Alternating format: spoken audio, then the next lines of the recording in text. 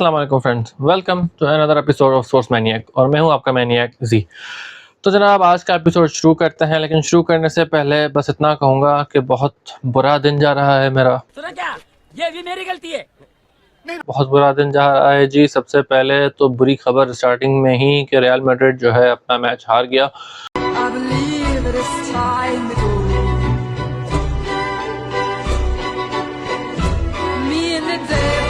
और उससे भी बुरी खबर कि इजी चांस था, पेनल्टी मिली थी, एम्बापे को कन्वर्ट करनी चाहिए थी और वहां पे एम्बापे वंस अगेन ही failed to convert the penalty. No, God, please, no, no, no. और ये चीज़ मैं पिछले मैच में भी रियल मैड्रिड के मैच में कह रहा था कि जब उन्होंने गेताफे को हराया था, मैं वहाँ पे कह रहा था कि कम से कम 6-7 गोल करने चाहिए थे वहाँ पे रियल मैड्रिड को। और रियल मैड्रिड ने वहाँ पे बहुत सारे चांसेस मिस किए, स्पेशली एम्बापे ने बहुत सारे चांसेस ऐसे थे जो उसको कन्वर्ट करने चाहिए थे, इजी चांसेस थे, लेकिन अनफॉर्चुनेटली कन्वर्ट नहीं कर सका एम्बापे। खैर, तो लेकिन हमारा आज का जो एपिसोड है वो फुटबॉल के बारे में नहीं है। In this episode, we'll talk about 3 things. Number 1, Pakistan versus Zimbabwe का third T20 international. Number 2, South Africa versus Sri Lanka. And finally, the squads of Pakistan versus South Africa. तो बगैर टाइम वेस्ट किए शुरू करते हैं। जनाब, इस T20 का जो अभी खेला गया आज पाकिस्तान वर्सेस जिम्बाब्वे के दरमियान, उस T20 का डायसेक्शन तो बनता है। जी हाँ, क्यों? क्योंकि इतना बुरा कोई कैसे खेल सकता है, इसको थोड़ा सा देखना पड़ेगा। सबसे पहली बात, टॉस। आप टॉस जीतते हैं, टॉस जीत के आपका सबसे पहला बिजार डिसीजन, मतलब कैप्टन ने हमारे कई बिजार डिसीजंस किए आज, लेकिन उसमें से सबसे पहला बिजार डिसीजन ये था जो कि जिसमें सिर्फ कैप्टन अकेला मुलविस नहीं था, उसमें दूसरी जो आपकी मैनेजमेंट है वो भी थी। कैसा लगा मेरा मजाक? और वो था कि टीम में इतने सारे चेंजेस करना कि टीम बिल्कुल ही अनरिकॉग्नाइजेबल बन जाए आपकी। You set this up. You set this whole thing up. I most certainly did. मतलब ये बिल्कुल ही अनरिकॉग्नाइजेबल टीम थी। आपने ओपनिंग पेयर को छेड़ा, कोई ज़रूरत नहीं थी ओपनिंग पेयर को छेड़ने की। आप साइम अयूब के साथ परसिस्ट कर रहे थे इतने टाइम से, कोई ज़रूरत नहीं थी कि आप साइम अयूब को हटा के और वहाँ पे एक ऐसे प्लेयर को आप चांस दें जिसको आप पहले कई दफ़ा ट्राई कर चुके हैं। मतलब क्या एक्सपेक्ट कर रहे थे आप कि साहिबजादा फरहान जो हैं वो अचानक से जिम्बाब्वे के खिलाफ अच्छा खेल के और खुद को जो है वो एक अच्छा बैट्समैन साबित कर देंगे। मतलब क्या यार, क्या हो गया, क्या सोच रहे हैं आप, किस तरीके की सोच रख रहे हैं Pakistan management? Come on now. What's going on with you guys? खैर, Come उसके on, बाद man. Second bizarre decision by the captain कि आपने टॉस जीत लिया और टॉस जीतकर आप बैटिंग कर रहे हो। यार, ये पिच वही पिच है जहाँ पे आप पहले भी खेल चुके हो। आपके पास ये एक्सक्यूज नहीं रह गया कि अब जो है आपको इस पिच का पता नहीं है, आपको अंदाज़ा नहीं है कि ये पिच किस तरीके से परफॉर्म करेगी, किस तरीके से परफॉर्म कर रही है, कि आप जो है यहाँ पे फिर से वही हरकतें करना शुरू कर दें जो कि आपने पहले की हुई थी वहाँ पे। मतलब कोई जो है इस बात की तुक नहीं बन रही थी जिस तरीके से आपने बैटिंग फर्स्ट की। स्लो पिच थी, आपको पता था कि ये पिच स्लो है। You serious? और आपको ये भी पता था कि ये पिच जो है रिलेटिवली इजी हो जाती है सेकंड इनिंग्स में। Holy Jesus. What is that? What the f*** is that? तो बजाय इसके कि अपने बैटर्स को अंडर प्रेशर करने के, आप जो है सेकंड इनिंग्स में ट्राई करते हैं अपनी बैटिंग स्किल्स, क्योंकि आपने वैसे भी जो है इतनी नई बैटिंग लाइनअप खिलाई थी कि बॉलिंग लाइन और batting line totally shape change हो गया था। But I guess I'm just not as strong as you are. That's because you need protein.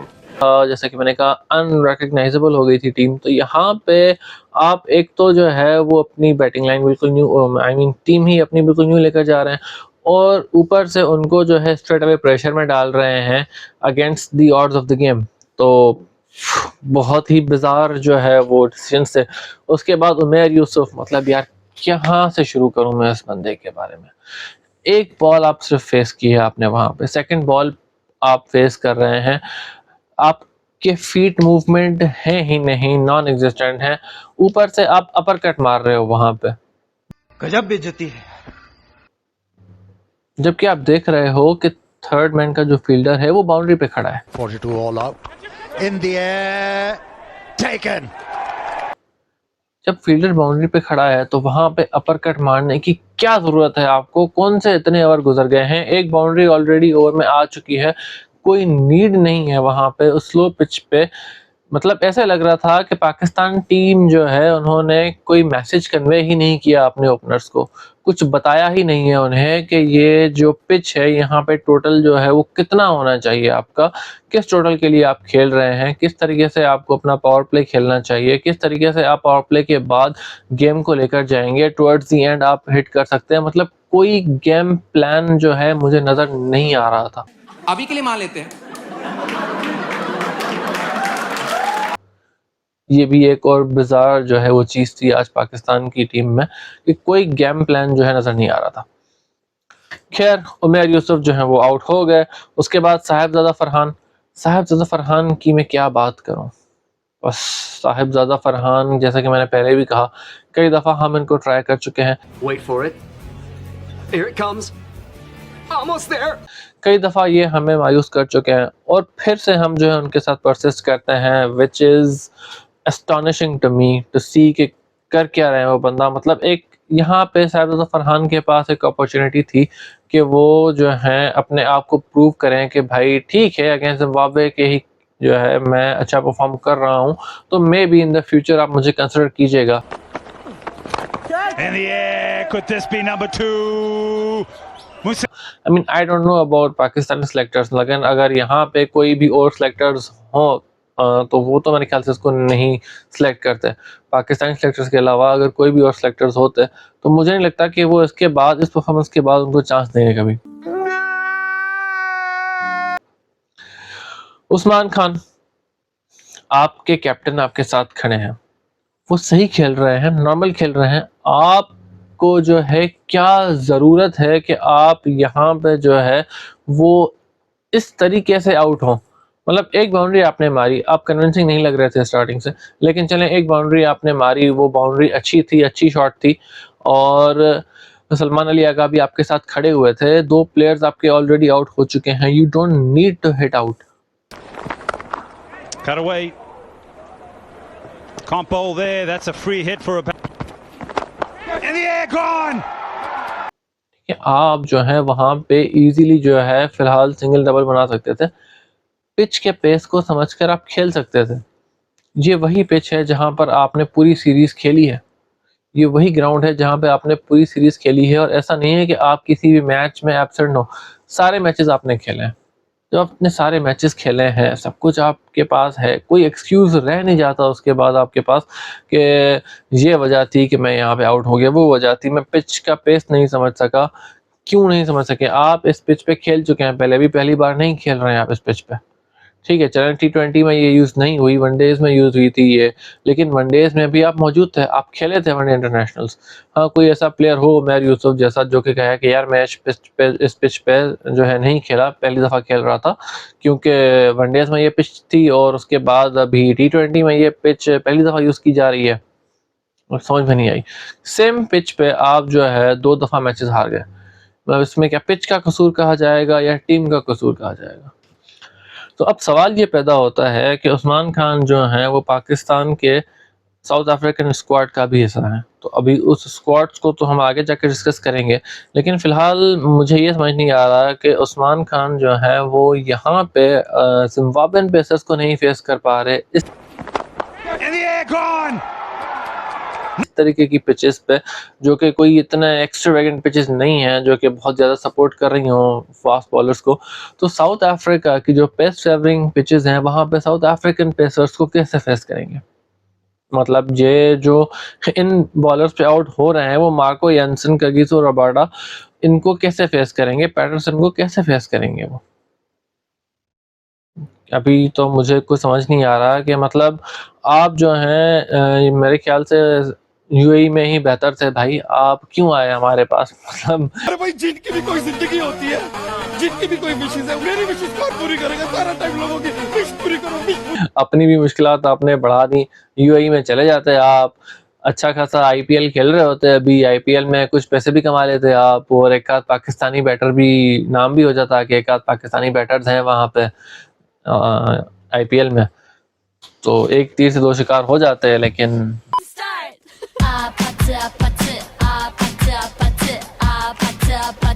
you chose to be in the national side against all odds। खैर, उसके बाद सलमान अली आगा batted well, मतलब अच्छा खेला सलमान अली आगा ने। अनफॉर्चुनेट रहे कि रन आउट हो गए, और उसमें भी गलती सलमान अली आगा की नहीं थी, जो उनके सपोर्टिंग बैट्समैन थे, मतलब जिन्होंने शॉट खेली थी, जिनकी कॉल थी अरफात मिन्हास की कॉल थी, और बहुत ही स्टूपिड कॉल थी। उसके बाद जब मिडिल ऑफ द पिच पे वो आ गए, वहाँ पे भी उन्होंने अपनी विकेट देने के बजाय अपने कैप्टन की विकेट गंवा दी। वहाँ पे समझ नहीं आया कि वो समझ नहीं पा रहे थे कि क्या हो रहा है, वहाँ पे बौखला गए थे। और to the offside, sets off, misunderstanding, and have a look at better footwork, picks it up cleanly, turns और बस इतना ज़रूर कहूँगा कि वो थ्रो बहुत अच्छी नहीं थी, और अगर सलमान अली आगा भाग जाते तो शायद वो बच जाते और रन आउट ना होते, लेकिन कॉल ही गलत थी। सीधी फील्डर के हाथों में बॉल गई थी, वहाँ पे रन लेने की कोई नीड ही नहीं बन रही थी। तैयब ताहिर जो हैं वो अच्छा खेले, और वंस अगेन ही was I think in my opinion the best batsman of the Pakistan side, कि जिस तरीके से और जिस कंफर्ट के साथ तैयब ताहिर खेल रहे थे, कोई और बैट्समैन उस कंफर्ट के साथ नहीं खेला। और और तैयब ताहिर क्योंकि वनडेज नहीं खेले थे, इस पिच पर नहीं खेले थे, तो एक डूबियस शॉट खेल के वो आउट हुए।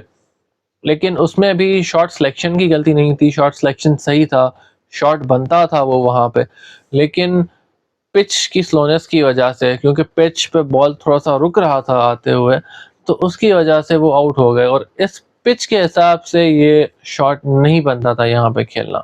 उनको थोड़ा सा हम एक बेनिफिट ऑफ द डाउट दे सकते हैं कि चलो यार, आपने शॉट सही चूज़ किया था, पिच के हिसाब से सही नहीं था, वैसे सही था, यहाँ पे खेल के आउट होने की ज़रूरत नहीं थी वैसे।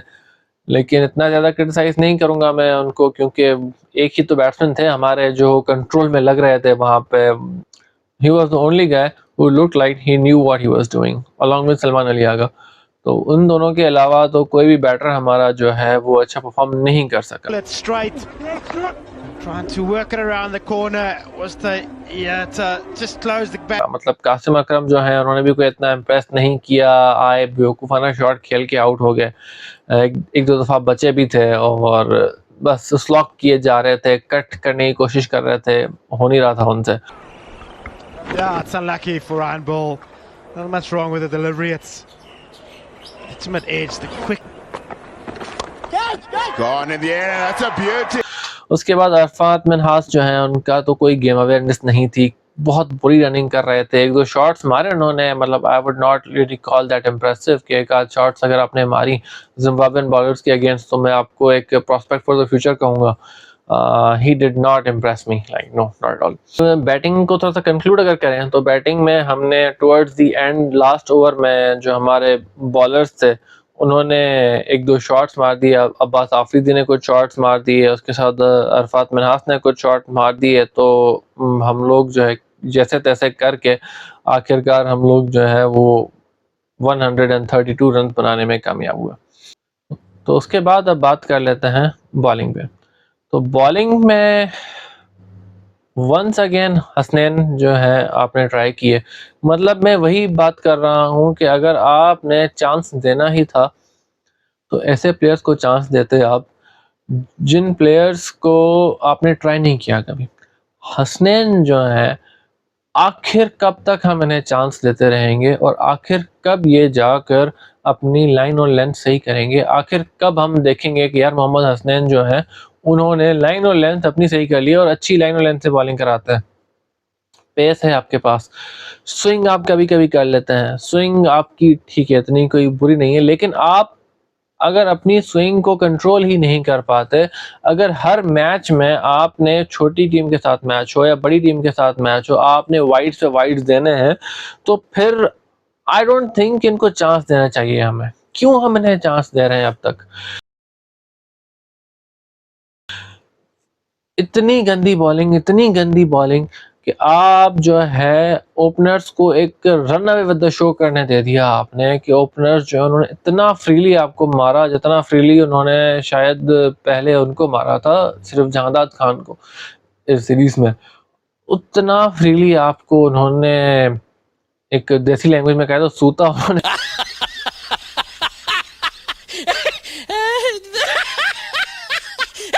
आपको। तो लेकिन मतलब समझ नहीं आ रहा था। 19 रन आपने दे दिए अपने सेकंड ओवर में, 24 रन आपने ओवरऑल दे दिए, 5 बाउंड्रीज आपने कंसीड कर दी इन 2 ओवर्स, जिसमें से 4 बाउंड्रीज आपको सेकंड ओवर में लगी, 1 ओवर में लगी। किस तरीके की बॉलिंग कर रहे थे आप? कोई आपकी लाइन नहीं थी, कोई आपकी लेंथ नहीं थी, और इस पिच पर जहां पर आपको स्लोअर बॉल्स यूज करके जो है, डिसेप्टिव सी पिच थी, स्लोनेस थी पिच में, आपको स्लोअर बॉल यूज करने चाहिए थे, अपनी पूरी स्पेल में आपने जो है वो एक स्लोअर बॉल कराई। बहुत बुरी जो है उनकी बॉलिंग परफॉर्मेंस थी। उसके बाद Jahandad Khan 3rd consecutive time worst bowler of the side, मतलब इनको टाइटल मिलना चाहिए था कि worst bowler of the side जो है, अगर कोई अवार्ड होता तो उनको दिया जाता। मतलब worst player of the side, worst player of the tournament, worst bowler among the 2 teams. मतलब ये बहुत बड़ा एक टाइटल दे रहा हूं मैं इनको, कि जिम्बाब्वे में भी किसी ने इतनी गंदी बॉलिंग नहीं कराई थ्रू आउट द सीरीज जितनी जहांदाद खान ने कराई। और फिर से हमने अगर किसी को निकालना ही था तो इनको निकाला नहीं हमने। अगर हमें किसी को निकालना ही था तो जहांदाद खान को निकाल देते इस मैच में से। उनको जो है क्यों हमने आखिर 3rd कंसेक्यूटिव टाइम चांस दिया, वो भी तब जब हमारी बॉलिंग साइड में कोई ग्रिट ही नहीं था। मतलब आपके पास अब्बास आफरीदी के अलावा कोई ऐसा बॉलर नहीं था कि जिस पे आप डिपेंड कर सकें, और सुफियान मुकीम चले, लेकिन सुफियान मुकीम पेसर नहीं है, तो अब्बास आफरीदी आपके इकलौते पेसर थे जिन पे आप डिपेंड कर सकते थे। आपके पास हारिस रऊफ नहीं थे इस मैच में, ठीक है। तो आपको यहाँ पे बजाय इसके कि आप जो है जहांदाद खान को कंटिन्यू करते, आपको हारिस रऊफ को कंटिन्यू करना चाहिए था। जहांदाद खान को निकाल देते आप अगर आपको हसनैन को ट्राई करना था, और आप ट्राई भी किसे कर रहे हैं? हसनैन को ट्राई कर रहे हैं, जिसका आपको पता है कि रन्स लीक करने की मशीन है मोहम्मद हसनैन। उसके बाद Abbas Afridi once again the pick of the bowlers. मेरे हिसाब से he has been the greatest positive for the bowling side. अगर बैटिंग साइड के पॉजिटिव की बात की जाए तो Tayyab Tahir is a really good find. मतलब Tayyab Tahir is the find of the series in batting, and Abbas Afridi is the find of the series in the bowling department. बहुत अच्छी बॉलिंग कराई, बहुत डिसिप्लिन के साथ बॉलिंग कराई। इससे पहले भी अब्बास आफरीदी खेल चुके हैं पाकिस्तान के लिए, लेकिन इतना अच्छा परफॉर्म नहीं कर सके वो। लेकिन इस सीरीज में ऐसा लगता है कि he is found his mojo. अब देखना ये पड़ेगा कि ये आगे साउथ अफ्रीका में क्या करते हैं, किस तरीके से परफॉर्म करते हैं। मतलब यहाँ पे तो एटलीस्ट जो है मुझे बहुत ज़्यादा इम्प्रेस किया अब्बास आफरीदी ने, और अपनी स्पेल की पहली ही बॉल पे आते ही इन्होंने विकेट ली। Particularly through this period. Airport in and he's met with a wicket. Dion Myers has just looked. और वो विकेट भी जो है कोई ऐसी वैसी मतलब विकेट नहीं थी, अच्छी बॉल कराई उन्होंने, बहुत अच्छी बॉल। एक होता है ना कि बैट्समैन की मिस्टेक से विकेट ली हो, नहीं, बहुत अच्छी बॉल कराई। 4 ओवर्स आपने कराए, 4 ओवर्स में 24 रन्स और 3 विकेट्स आपने ली। तो pick of the bowlers in this match, and मेरे हिसाब से one of the best bowlers of the series. And they've gotten through. Question asked. Salman Ali आगा की बात करेंगे अब बॉलिंग में। तो सलमान अली आगा ने बहुत अच्छी बॉलिंग कराई, और आते ही उन्होंने एक सेट मारूमानी को आउट कर दिया, जिनकी ओपनिंग पार्टनरशिप बहुत ज़बरदस्त जा रही थी ब्रायन बेनेट के साथ। Followed him, bowled it slower, and a good catch. तो अच्छी बॉलिंग कराई उन्होंने और सेट बैट्समैन को आउट कर दिया, ज़्यादा रन्स भी नहीं दिए। उसके बाद बात करते हैं सुफियान मुकीम की। सुफियान मुकीम वंस अगेन इम्प्रेस्ड मी। बेस्ट बॉलर तो इस मैच में मैं नहीं कहूँगा कि इस मैच के बेस्ट बॉलर थे, लेकिन one of the best bowler, second best bowler अगर मैं कहूँ आफ्टर अब्बास आफरीदी तो सुफियान मुकीम ही थे। रन्स भी रोके उन्होंने, freely run away with the show नहीं करने दिया, और उसके साथ साथ ब्रायन बेनेट की विकेट ली उन्होंने। विकेट एक ही ली उन्होंने, लेकिन जो सेट बैट्समैन था उनका, जो कि सेट ओपनर था उनका, उनको एक क्रूशियल स्टेज पे आके उन्होंने उनकी विकेट ले ली। अदरवाइज ये मैच जो है वो बहुत पहले ही ख़त्म हो जाता, ये लास्ट ओवर तक मैच नहीं जाता। तो जैसे कि मैंने कहा था कि अब्बास आफरीदी जो हैं वो बॉलिंग में हमारा एक सबसे बड़ा पॉजिटिव है, उनके साथ साथ सुफियान मुकीम जो हैं वो भी जो है बहुत अच्छा फाइंड है पाकिस्तान के लिए, कि अगर ये अपनी बॉलिंग को और इम्प्रूव करते हैं तो ये बहुत अच्छा प्रॉस्पेक्ट हो सकते हैं। इस मैच में प्रीवियस मैचेस की तरह सबसे बुरी बॉलिंग जो है वो जहांदाद खान ने कराई, कि मतलब आप जो है लिटरली आपने मैच हरा दिया। जहांदाद खान ने लिटरली पाकिस्तान को मैच हरवा दिया, कि लास्ट ओवर में 12 रन्स डिफेंड करने के लिए थे आपके पास, उनके सारे बैट्समैन आउट हो चुके थे। नंबर 9 मापोसा बैटिंग कर रहे थे, जो कि डेब्यूटेंट भी हैं, जिन्होंने पहले जो है इंटरनेशनल बॉलिंग फेस नहीं की हुई, वो आए थे बैटिंग पे।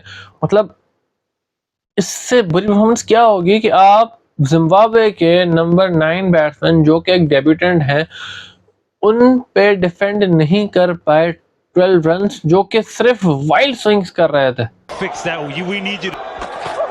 Swinging! Oh yes! मतलब अंधी जिसे कहते हैं ना, अंधी बैटिंग कर रहे थे वो। सलमान अली आगा का ये एक और वियर्ड डिसीजन था। मतलब मेरे हिसाब से यहाँ पे अगर वो तैयब ताहिर को ही बॉलिंग देते थे ना, तो तैयब ताहिर ही यहाँ पे जो है वो ये 12 रन डिफेंड करके दिखा देते उनको। तो ये जो डिसीजन था, वियर्ड डिसीजन सलमान अली आगा का, इससे बहुत क्लियर हो जाता है कि सलमान अली आगा के पास वो एक ग्रिट नहीं है, इनमें वो एबिलिटी नहीं है कि ये इंटरनेशनल T20 साइड को लीड कर सकें एज अ कैप्टन। कि आपने लास्ट ओवर जो है एक स्लो पिच पे एक फास्ट बॉलर को दे दिया, वो भी आपके सबसे घटिया फास्ट बॉलर सीरीज़ के, जिन्होंने पूरी सीरीज़ में कुछ भी नहीं किया, किसी भी तरीके से इम्प्रेस नहीं किया, उनको आपने इतना क्रूशियल ओवर दे दिया। आप तैयब ताहिर को दे देते तो तैयब ताहिर भी ये 12 रन डिफेंड करके दे देते आपको। मतलब यहाँ पे शॉर्ट पिच स्लोअर बॉल कराई है, मतलब स्लोअर बॉल तो कराई है, लेकिन शॉर्ट पिच, मतलब कि 2 घंटे हों एक टेलेंडर के पास देखने के लिए कि बॉल पिच होने के बाद कहाँ पे आ रही है और उसको इजीली मैं कहीं पर भी प्लेस कर दूं, और वही हुआ। अंधी घुमाई मापोसा ने, सिर्फ टोटली अंधी शॉट्स खेली उन्होंने, और वहां पर भी वो मैच जो है आपसे छीन कर ले गए, क्योंकि आपके जो बॉलर थे इतनी गंदी बॉलिंग करा रहे थे। Fix that. We need you. Swinging!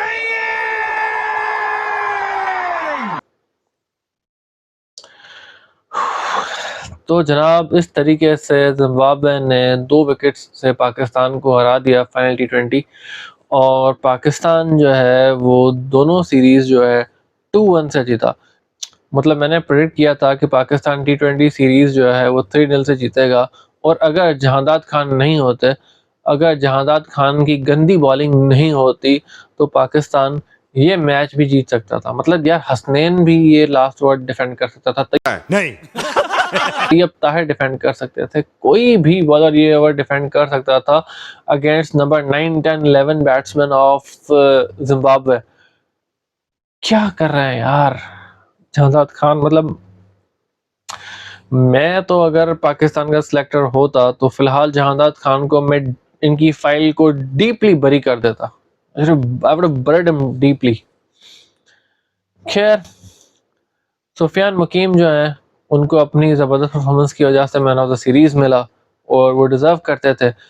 उनके साथ साथ अगर वो डिज़र्व करता था तो अब्बास आफरीदी थे, उन्होंने भी पूरी सीरीज़ में बहुत अच्छी बॉलिंग कराई, लेकिन सुफियान मुकीम ने थ्रू आउट द सीरीज़ ज़्यादा विकेट्स ली, तो 9 विकेट्स उन्होंने ली थ्रू आउट द सीरीज़। तो that's why he was awarded man of the series, rightly awarded. कि मतलब एक बहुत बड़ी अचीवमेंट है सुफियान मुकीम के लिए कि आप जो है अपनी डेब्यू सीरीज़ में आकर और मैन ऑफ द सीरीज़ ले जाएं। अब लोग कहेंगे कि यार जिम्बाब्वे के खिलाफ सीरीज थी, भाई जिम्बाब्वे के खिलाफ सीरीज थी, लेकिन सुफियान मुकीम के साथ 10 लड़के और खेल रहे थे वहां पे। any one of them could have claimed this award for themselves, but it was Sufyan Mukim who did it. So nevertheless, it was a big achievement for him. अच्छा, अब दूसरे टॉपिक पे मूव करने से पहले मैं ज़रा एक छोटा सा सवाल आप लोगों के सामने रखना चाहता हूँ। कमेंट सेक्शन में ज़रूर मुझे कमेंट करके बताइएगा कि हम लोग एक नया सेगमेंट स्टार्ट करने वाले हैं, तो लेकिन टाइम की शॉर्टेज की वजह से मेरे 2 आइडियाज़ में से सिर्फ एक ही को हम फ्रूशन में ला सकते हैं।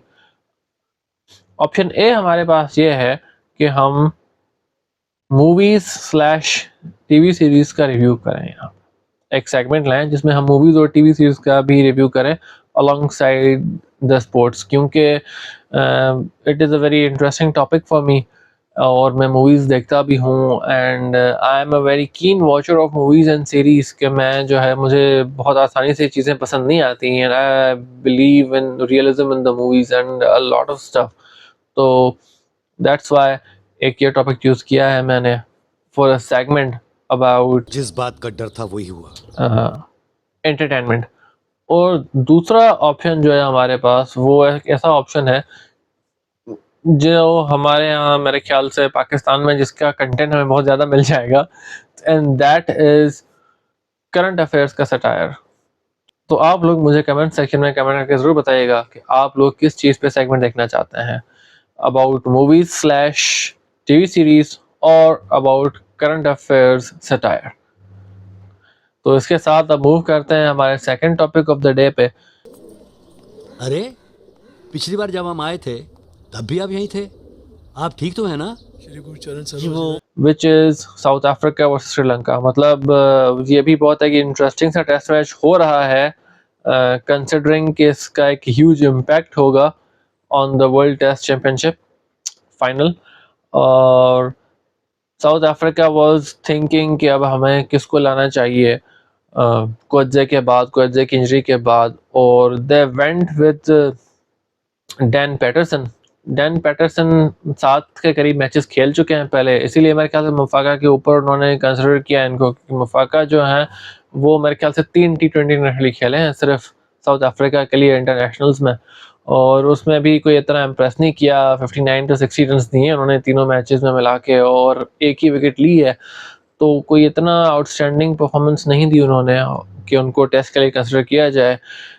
एक इम्पॉर्टेंट मैच है ये बहुत ज़्यादा साउथ अफ्रीका के लिए, तो मेरे हिसाब से एक सही डिसीजन था डैन पैटरसन को यहाँ पे चूज़ करना। और जो दूसरा ऑप्शन था मुथुस्वामी का उनके पास, वो एक स्पिनर थे, तो मेरे ख्याल से इस पिच को देखते हुए एक सही डिसीजन लिया साउथ अफ्रीका ने। पहले बैटिंग करने के लिए जब साउथ अफ्रीका आई तो साउथ अफ्रीका बहुत मुसीबत में पड़ गई थी जब 44 पे 3 आउट कर दिया श्रीलंका ने, और ऐसा लग रहा था कि बहुत मुश्किल हो जाएगी साउथ अफ्रीका के लिए। But once again their captain stepped up for them alongside Ryan Rickelton. Ryan Rickelton पहले खेल चुके हैं लेकिन उनकी कोई भी जो है वो इतनी ये कहना चाहिए कोई बड़ी परफॉर्मेंस नहीं थी, ये उनकी पहली बड़ी परफॉर्मेंस थी, और वो भी एक क्रंच मोमेंट पे जब टीम को उनकी ज़रूरत थी।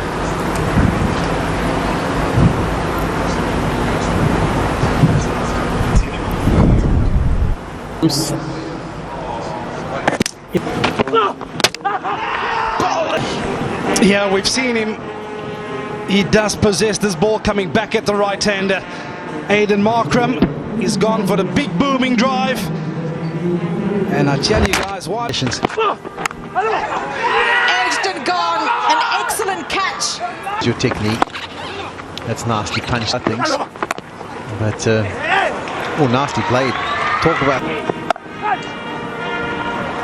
Beautifully guided for 4. जब कैप्टन को उनकी ज़रूरत थी तो वो कैप्टन के साथ आए, कैप्टन के साथ खड़े रहे और बहुत अच्छा परफॉर्म किया।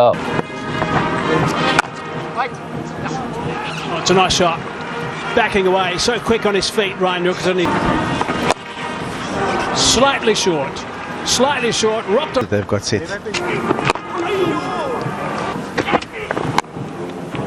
Airborne. Fine, and that's going to be another boundary. और एक 133 रन्स की पार्टनरशिप बनाई जिसके एंड पे भी उनके जो कैप्टन है वो आउट हुए, और वो भी एक अच्छी बॉल थी एसिसा फर्नांडो की, उन्होंने प्लानिंग करके और एक शॉर्ट बॉल पे उनको आउट किया। Up in the air. The ploy has worked. और उनका प्लान वर्क कर गया अगेंस्ट बबूमा, लेकिन बबूमा ने बहुत अच्छा परफॉर्म किया, रेजिलियंस के साथ बैटिंग की और 78 रन्स बनाए, और 177 पे इनकी साउथ अफ्रीका की चौथी विकेट जो है 177 पे गिरी। तो 177 पे उनकी फोर्थ विकेट गिरी, लेकिन फिफ्थ विकेट उनकी जल्दी गिर गई थी, और उसके बाद टुवर्ड्स दी एंड जो है ऐसा लग रहा था कि अच्छा परफॉर्म कर लिया है साउथ अफ्रीका ने और South Africa has run away with the show. लेकिन dying moments of the game में जो रायन रिकल्टन और काइल की एक पार्टनरशिप बनी हुई थी, वो न्यू बॉल लेने के बाद बीट कर दी श्रीलंका ने, और रायन रिकल्टन आखिरकार अपनी मेडन टेस्ट सेंचुरी बनाने के बाद आउट हो गए, और उसके बाद अगले ही ओवर में मार्को यानसन भी आउट हो गए। तो that's how Sri Lanka clinched a bit of momentum back towards themselves, और जो डे का एंड था वो एक इवनली एंड हुआ डे, मतलब जहाँ पे लग रहा था कि अगर सिर्फ 5 ही आउट होते साउथ अफ्रीका के तो साउथ अफ्रीका एक मेजर एडवांटेज के साथ जाता सेकेंड डे में, लेकिन अभी क्योंकि उनके 7 आउट हो गए हैं, और हाउएवर अभी काइल जो है वहाँ मौजूद हैं उनके विकेट कीपर 48 नॉट आउट पे, और कल केशव महाराज जो हैं वो साथ देंगे। Keshav Maharaj is not a bad batsman, like I said Keshav Maharaj is not a bad batsman. तो अगर साउथ अफ्रीका कल आके 100 ऑड रन्स और ऐड कर देती है अपने एग्जिस्टिंग टोटल में, तो ये बहुत ही एक इंटरेस्टिंग सा टोटल हो जाएगा, और अराउंड 400 जब अगर रन्स बन जाते हैं, मतलब 300 के करीब रन्स हैं इनके ऑलरेडी, 298 297 के करीब रन्स हैं इनके, तो अगर ये अगर इस चीज़ को अपने इस टोटल को 400 के करीब ले जाते हैं या 400 से ऊपर ले जाते हैं तो एक मैसिव एडवांटेज हो जाएगा। इस वक्त अगर मैं रेट करूँ तो आई वुड से कि it is 65-35 in favour of south Africa. मैं 10% ज़्यादा इसलिए दे रहा हूँ इस वक्त साउथ अफ्रीका को क्योंकि केशव महाराज अभी आने बाकी हैं, काइल भी कल आएंगे दोबारा रिजुविनेटेड रेस्टेड, तो आई एम होपिंग कि ये लोग जो हैं अच्छा परफॉर्म करेंगे for south Africa. Let's see कि क्या होता है। तो जनाब इसके साथ ये भी नोट करना चाहिए कि आज जो है वो second test of Border Gavaskar trophy भी स्टार्ट होने वाला है, and this match alongside South Africa versus Sri Lanka का मैच जो है ये एक साथ तकरीबन स्टार्ट हो रहे हैं, मतलब एक दिन के गैप के साथ। अभी मजा आएगा। तो दिस मीन्स कि जो वर्ल्ड टेस्ट चैंपियनशिप की रैंकिंग है जो वो बहुत ज़्यादा शफल होने वाली है at the end of these 2 test matches. अगर श्रीलंका साउथ अफ्रीका को हरा देती है तो South Africa would lose point and Australia would come up. Mogambo खुश हो, लेकिन वहां पे अगर ऑस्ट्रेलिया जो है अपना मैच दोबारा से हार जाती है तो South Africa would maintain their position. अगर इंडिया वहां पे हार जाती है जो कि सेकंड टेस्ट है बॉर्डर गवास्कर का, तो दैट वुड मीन कि south Africa and Australia would be on top 2 positions. तो साउथ अफ्रीका इस वक्त जो है अभी तक के लिए ज़रा रिलेटिवली स्टेबल है और अपनी पोजीशन मेंटेन किए हुए है, और इस वक्त जो एक कैट्स एंड डॉग्स की फाइट चल रही है for place in the world test championship final, वो चल रही है ऑस्ट्रेलिया एंड इंडिया की। याद रहे कि ऑस्ट्रेलिया के पास इसके बाद भी चांस है। Australia has a few test after Border Gavaskar trophy into the WTC test cycle of 23-25, लेकिन इंडिया के पास नहीं है। This is India's last series of the WTC cycle 23-25। तो ये इसलिए इंडिया के लिए बहुत ज़्यादा इम्पोर्टेंट है कि इंडिया अपने मैचेस में से कोई मैच हारे ना है। ठीक है, अगर इंडिया हार जाती है तो फिर इंडिया को डिपेंड करना पड़ेगा साउथ अफ्रीका के जो बकाया 3 मैचेस हैं उन पे कि साउथ अफ्रीका क्या करती है। न्यूजीलैंड वर्चुअली आउट हो चुकी है, न्यूजीलैंड को बस दुआएं करनी पड़ेंगी कि उधर से अगर इंडिया जीत रही है तो फिर इंडिया ऑस्ट्रेलिया को जीतने ना दे बिल्कुल भी, और ऑस्ट्रेलिया अपने पांचों में से कोई भी मैच एटलीस्ट जीत ना पाए बॉर्डर गवास्कर ट्रॉफी का ऑस्ट्रेलिया, और या फिर उनको ये दुआ करनी पड़ेगी कि इंडिया जो है कम अज़ कम 2 मैचेस हारे और साउथ अफ्रीका भी अपने सारे मैचेस जो एग्जिस्टिंग हैं वो हारे। एटलीस्ट 3 जो उनके मैच एग्जिस्टिंग अभी रह गए हैं उसमें से 2 मैचेस हारे। क्या रे? क्या दिख रहा है? हाँ, हलवाई क्या? तो जो कि बहुत मुश्किल है, that is very difficult chance कि न्यूजीलैंड जो है वो आ सके इस दफ़ा वर्ल्ड टेस्ट चैम्पियनशिप के फाइनल में। तो विच मीन्स कि साउथ अफ्रीका, इंडिया और ऑस्ट्रेलिया इनके दरमियान बहुत रेस जो है वो तेज़ हो गया है, और साउथ अफ्रीका जैसा कि मैंने कहा रिलेटिवली स्टेबल है। इंडिया ऑस्ट्रेलिया जो है वो क्योंकि आपस में खेल रहे हैं तो वहाँ पर जो स्ट्रगल है वो बहुत ज़्यादा एक तरीके से एक्साइटिंग है। तो जनाब अब डिस्कस कर लेते हैं पाकिस्तान का जो स्क्वाड अनाउंस हुआ है for the south Africa tour. तो 3 स्क्वाड्स अनाउंस हुए हैं 3 सीरीज़ के लिए, टेस्ट, ओडीआई और टी20 के लिए।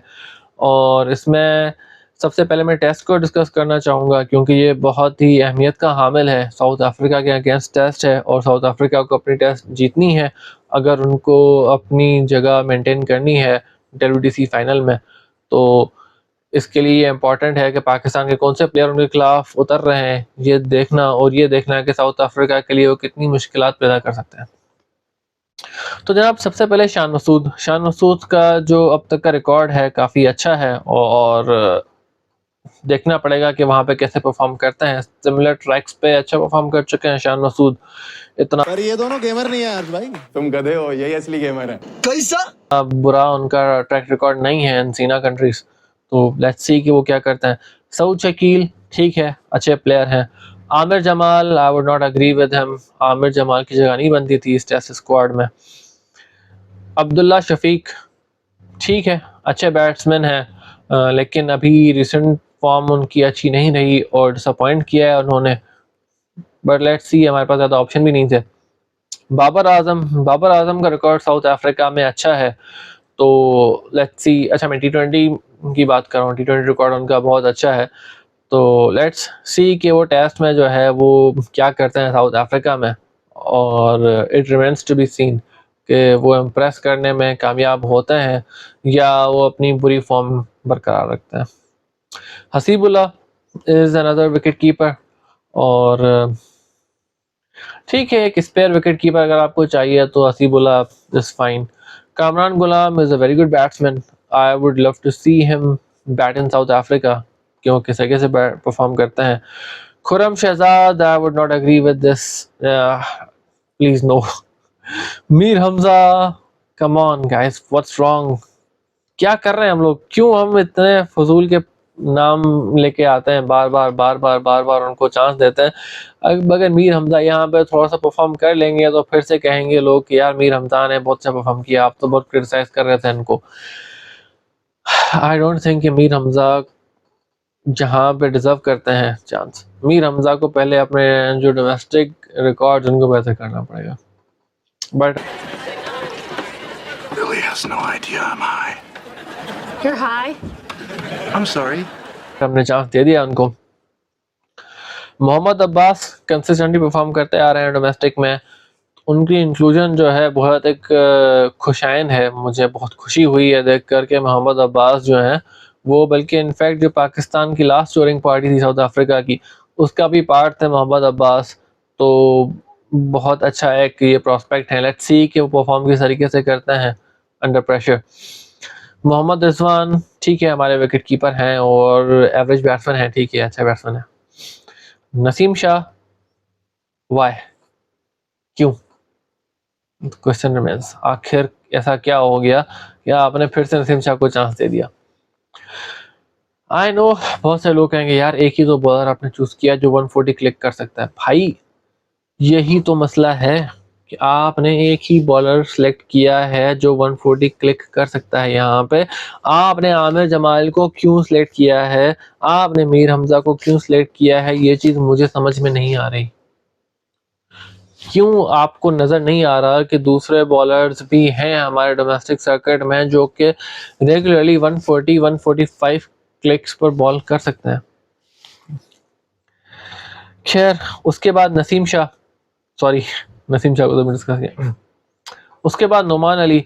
अच्छा, नोमान अली के साथ साथ जो है हम बात करेंगे यहाँ पे कि जो साजिद हैं उनको हमने सेलेक्ट नहीं किया। बहुत सारे लोग क्रिटिसाइज कर रहे हैं। आई वुड से कि ये साजिद के साथ नहीं, नाइंसाफ़ी जो हुई है वो सुफियान मुकीम के साथ हुई है। सुफियान मुकीम ने अभी बहुत अच्छा परफॉर्म किया है और सुफियान मुकीम डिज़र्व करते थे कि उनको टेस्ट में बॉलिंग करने का मौका दिया जाए। एक लेग स्पिनर हैं आपके पास, अभी आप सिर्फ नवान अली एक स्पिनर लेके जा रहे हैं। आई अंडरस्टैंड कि साउथ अफ्रीका की पिच ऐसी नहीं है कि वहाँ पे आप 2-2 स्पिनर खिलाएं मैच में, लेकिन आपके पास एक ऑप्शन तो होना चाहिए था। एक स्क्वाड में एक लेग स्पिनर तो होना ज़रूरी होता है। आप देखें यासिर शाह कितनी अच्छी बॉलिंग करते थे टेस्ट मैचेस में पाकिस्तान के लिए। आपके पास काफ़ी अरसे से कोई अच्छा लेग स्पिनर नहीं आया है और सुफियान मुकीम जो हैं वो एक बहुत अच्छे स्पिनर हैं, अच्छा परफॉर्म कर रहे हैं। साउथ अफ्रीका में उनको चांस देना चाहिए था टेस्ट मैच में, एक ना एक टेस्ट मैच में उनको चांस देना चाहिए था, लेकिन उनको हमने स्क्वाड में ही नहीं लिया, अफसोस। साइम अयूब, ठीक है, मैंने कहा कि उनके साथ थोड़ा सा प्रोसेस करके देखना चाहिए और साइम अयूब को मेरा यही सजेशन है कि साइम अयूब जो हैं अपनी टेक्निक को बेहतर बनाएं और अपने अंदर एक रेजिलियंस पैदा करें और एक टेस्ट मैचेस का एक बड़ी इनिंग खेलने का टेम्परामेंट पैदा करें। उनके पास शॉट्स हैं, उनके पास अपनी आर्टिलरी में शॉट्स हैं, वो शॉट्स खेल सकते हैं। ओहो, तो फिर ये तो खानदानी गुंडी है भाई। लेकिन उनके पास जो चीज़ लैक कर रही है वो है टेम्परामेंट, कि उनके पास टेम्परामेंट नहीं है अभी। उसके बाद Salman Ali Agha, a very good option. मतलब मैं हमेशा से कहता रहा हूँ कि Salman Ali Agha is a very good middle order batsman for test matches. Test matches में उन्होंने प्रूव किया है खुद को कि वो एक बहुत अच्छे बैट्समैन है। लेट्स सी, तो मेरे हिसाब से जो स्क्वाड सेलेक्ट किया है इसमें कुछ मेजर मिस्टेक्स तो नज़र आ रही हैं मुझे, जो कि बहुत ग्लैरिंग सी हैं। आमिर जमाल मुझे सही नहीं लगे इसमें, खुरम शहजाद मुझे सही नहीं लगे इसमें, अमीर हमजा मुझे सही नहीं लगे इसमें, नसीम शाह मुझे इसमें सही नहीं लगे। तो बॉलिंग डिपार्टमेंट रादर वीक है आपका, वो भी साउथ अफ्रीका में। तो खैर लेट्स सी कि क्या करते हैं ये लोग, लेकिन मुझे ये लग रहा है कि it will be a clean sweep for south Africa. मतलब ये स्क्वाड देखकर मुझे ज़्यादा उम्मीद नहीं है। उसके बाद वनडेज में अगर हम देखें तो मोहम्मद रिजवान हमारे कैप्टन और विकेट कीपर हैं, अब्दुल्ला शफीक हैं, अबरार अहमद हैं, बाबर आजम हैं। बाबर आजम को वापस आप लाए हैं वनडेज में, लेट्स सी कि वो साउथ अफ्रीका में कैसे परफॉर्म करता है। हारिस रऊफ, ठीक है, फाइन। कामरान गुलाम, ओके। मोहम्मद हसनैन, ठीक है। मोहम्मद इरफान, फाइन। वैसे मुझे इम्प्रेस नहीं किया मोहम्मद इरफान ने इतना कि मैं उनको चांस दूं यहाँ पे। मुझे समझ नहीं आ रहा कि क्यों ऐसे प्लेयर्स जो हमें इम्प्रेस नहीं कर पाए अब तक, उनको चांस पे चांस हम प्रोवाइड किए जा रहे हैं, और जो प्लेयर्स जनरली इम्प्रेस कर रहे हैं हमने उनको चांस नहीं दिया। नसीम शाह फिर से आप ले आए, Saim Ayub, fine, we have to stick with them. Salman Ali Agha, fine. Shaheen Shah Afridi for God knows what reason, and Sufiyan Muqeem. मतलब वाइट बॉल में आपने जो है शाहीन शाह अफरीदी को फिर से चांस दे दिया है, जो कंसिस्टेंटली आपको जो है वो कुछ भी नहीं करके दे रहे हैं। उसके साथ आपने जो है मोहम्मद इरफान को यहाँ पे चांस दे दिया है, जबकि अब्बास आफरीदी जो है वो परफॉर्म कर करके थक गए हैं। अभी मैंने कहा कि फॉर थर्ड मैच इन अ रो जो है वो बहुत अच्छे बॉलर साबित हुए, वहाँ पे रन्स नहीं लेने दे रहे थे, और 3 T20 की सीरीज़ में तीसरे मैच में आके उन्होंने बाउंड्री कंसीड की है। पहले 2 मैचेस में बाउंड्री ही कंसीड नहीं की उन्होंने, उनको आपने वनडे में चांस नहीं दिया। और आप जब ये स्क्वाड अनाउंस हुआ था तो उस वक्त तक सिर्फ 2 T20 मैचेस ही खेले गए थे, उसमें एक भी बाउंड्री कंसीड नहीं की थी अब्बास आफरीदी ने, आपने उनको चांस नहीं दिया वनडे में। उसके बाद तैयब ताहिर को आपने चांस दिया, ठीक है, fine. Usman Khan, once again I don't know, मतलब मुझे इस वक्त जो है वो उस्मान खान की इंक्लूजन समझ नहीं आ रही। उस्मान खान कंसिस्टेंटली फेल हो रहे हैं, जिम्बाब्वे टूर पे कंसिस्टेंटली फेल हुए हैं वो, आखिर कब तक हम परसिस्ट करेंगे इनके साथ? मतलब ठीक है, मैंने पहले कहा था कि हमें परसिस्ट करना चाहिए, लेकिन उसके लिए आपके पास एक प्लान होना चाहिए। आपने यहाँ पे साइम अयूब को भी खिलाया हुआ है, और उसके साथ जो है आप कभी रिजवान को ओपनिंग में भेज देते हैं, कभी आप बाबर आजम को ओपनिंग में भेज देते हैं। मतलब आपने कोई प्लान नहीं बनाया हुआ। अगर तो आपने कंटिन्यूसली परसिस्ट करना है इनके साथ, उस्मान के साथ, तो आप उस्मान खान को एक पोजीशन दे दें भाई कि आप ओपनर हो, आप सैम अयूब के साथ ओपनिंग पे आओगे, you will be the opening batsman for the entire one day series and the entire T20 series. तब आप उनकी परफॉर्मेंस को एक दफ़ा गाज करके, एक दफ़ा टेस्ट करके और एक दफ़ा मेजर करके उसको आप एक साइड कर लेंगे। ठीक है यार, उसको चांस देना है आगे या नहीं देना, क्या ये चांस डिजर्व भी करते हैं कि इनके साथ परसिस्ट किया जाए, कंटिन्यू किया जाए। हमारी सबसे बड़ी प्रॉब्लम ये है कि हम लोग जो है एक पेयर जो है ओपनिंग का डिसाइड ही नहीं कर पाए अब तक। उसके बाद तैयब ताहिर मेरे ख्याल से, जैसे कि मैंने कहा, बहुत अच्छे और पॉजिटिव वो परफॉर्मर हैं अभी पाकिस्तान के। लेट्स सी कि वो क्या करते हैं साउथ अफ्रीका में। बहुत इंटरेस्टिंग होगा ये देखना कि वो साउथ अफ्रीका में क्या करते हैं। टी20 इंटरनेशनल के स्क्वाड पे आ जाते हैं अब। तो मोहम्मद रिजवान जो है once again captain, Abrar Ahmed, Babar Azam का टी20 रिकॉर्ड जैसे कि मैंने पहले भी कहा बहुत अच्छा रहा है अगेंस्ट साउथ अफ्रीका, इन साउथ अफ्रीका। तो लेट्स सी कि वो उसको कंटिन्यू करते हैं या उनकी फॉर्म जो अभी तक वापस नहीं आ पाई उसकी वजह से परफॉर्म नहीं कर पाते, that remains to be seen. Haris Rauf ठीक है, जहांदाद खान क्यों, मुझे समझ नहीं आया। आपने पहले 2 मैचेस नहीं देखे क्या आंखें बंद करके आप लोग स्क्वाड अनाउंस करते हैं? पहले 2 टी20 इंटरनेशनल जिम्बाब्वे के अगेंस्ट आप देख रहे हैं, वो बंदा जिम्बाब्वे के अगेंस्ट बॉलिंग नहीं करा पा रहा। जिम्बाब्वेन टेलेंडर्स उसको मार के जा रहे हैं हर मैच में, जिम्बाब्वेन टेलेंडर्स, और आप जो है उस बंदे को अगेंस्ट साउथ अफ्रीका जो है चांस दिए जा रहे हैं। कोई ज़रूरत नहीं थी यहाँ पे जहांदाद खान को चांस देने की, और इनकी प्लेइंग 11 में तो बिल्कुल भी जगह नहीं बनती, बिल्कुल भी जगह नहीं बनती इनकी कि आप इनको प्लेइंग 11 का हिस्सा बनाएं। अब्बास आफरीदी, थैंक गॉड कि आपने उनको टी20 में तो चांस दिया, वनडे में भी इनको चांस मिलना चाहिए था अब्बास आफरीदी को, लेकिन चलो वनडे में ना सही, अगली टी20 में तो आपने चांस दिया उनको। मोहम्मद हसनैन को आपने चांस दिया फिर से टी20 में। चलो मोहम्मद हसनैन के लिए मैं इतना आपको बेनिफिट ऑफ द डाउट दे सकता हूँ कि क्योंकि 3rd टी20 अभी हुआ नहीं था, तो आपने कहा यार जिम्बाब्वे में भेज ही दिया है तो वहाँ पे भी भेज देते हैं, स्क्वाड में तो शामिल कर लेते हैं, प्लेइंग 11 में भेजेंगे या नहीं भेजेंगे। लेकिन जहांदाद खान मैं किसी भी तरीके से डिफेंड नहीं कर सकता इनका इंक्लूजन इनटू द टी20 स्क्वाड। उसके बाद Irfan Khan once again, for God knows reason ये लोग क्यों बार बार आते हैं, स्क्वाड्स का हिस्सा बन जाते हैं, आखिर क्या करते हैं, ये पैसे देते हैं, क्या किया क्या है इन्होंने, क्या राशन पहुंचाते हैं ये सिलेक्टर्स के घर पे, क्या है क्या, क्यों मुझे बार बार जो है ऐसे नौसिखिए प्लेयर्स जो हैं वो दिखते हैं स्क्वाड में कि जिनको देख के जो है वो एक तरीके से आप सोच में पड़ जाएंगे यार क्यों इतनी गंदी सिलेक्शन हो रही है। क्या चीफ सिलेक्टर्स जो हैं वो हमारे इंटरनेशनल मैचेस भी देखना गवारा नहीं करते क्या, कि जो डोमेस्टिक मैचेस हैं उनको तो छोड़ें, आप नहीं देखने जाते हैं मैचेस को कि मैचेस में क्या हो रहा है, कौन परफॉर्म कर रहा है, कौन परफॉर्म नहीं कर रहा। अंडर 19 आप नहीं देखते कि कौन खेल रहा है, कौन नहीं परफॉर्म कर रहा और कौन परफॉर्म कर रहा है। लेकिन इंटरनेशनल तो मैचेस देख लो भाई, जो सारे फैंस देख रहे हैं वो मैचेस तो देख लो एटलीस्ट। उमैर बिन यूसुफ, मतलब एक बैफलिंग सा डिसीजन। आपने देखा कि जिम्बाब्वे के अगेंस्ट पहले 2 टी20 में क्या किया उमैर बिन यूसुफ ने, वही उन्होंने 3rd टी20 में रिपीट किया। चलो 3rd टी20 आपने नहीं देखा था, लेकिन पहले 2 टी20 तो देखे थे आपने। ग्लेयरिंग मिस्टेक्स, ग्लेयरिंग एरर्स हैं उनकी टेक्निक में, ग्लिचेस हो जाते हैं, जैसे सॉफ्टवेयर ग्लिच करता है ना, वो फील्ड पर जो है वो एक ग्लिच बन जाते हैं। जब वो फील्ड पर आते हैं बैटिंग करते हैं वो एक ग्लिच बन जाते हैं, ऐसा लगता है कि एक ग्लिच आ गया है सॉफ्टवेयर में उनकी, कि इनडिसाइसिव हो जाते हैं वो ऑन द पिच, डिसाइड नहीं कर पाते कि क्या करना है क्या नहीं करना, फीट उनके मूव नहीं कर पाते, फीट मूवमेंट 0 है।